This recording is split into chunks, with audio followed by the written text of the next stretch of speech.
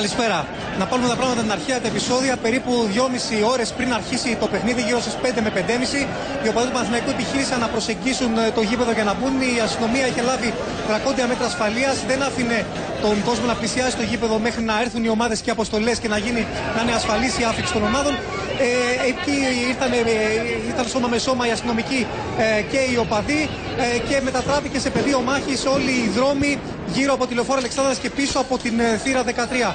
Υπήρξαν συμπλοκές σώμα με σώμα ανάμεσα σε αστυνομικούς και χούλιγκανς. Είναι τα πλάνα τα οποία βλέπετε τώρα.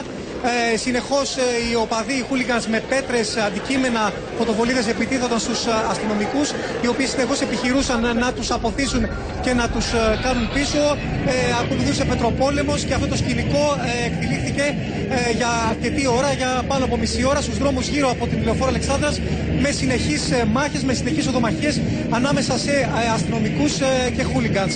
Δεν έχουμε για την ώρα κάποιες αναφορές για τραυματίες, για κάτι άλλο. Ελπίσουμε τουλάχιστον να μην υπάρχουν τραυματίες. Αυτή την ώρα συνεχίζονται τα επεισόδια. Οι αστυνομικοί τον κόσμο να πλησιάζει, οπότε εκτονώθηκε η ένταση, αλλά ήταν αρκετή ώρα που οι γύρω δρόμοι κανείς δεν μπορούσε να κυκλοφορήσει και έπεσαν και αρκετά δακρυγόνα και πολλοί κόσμος είχε πρόβλημα με τα δακρυγόνα.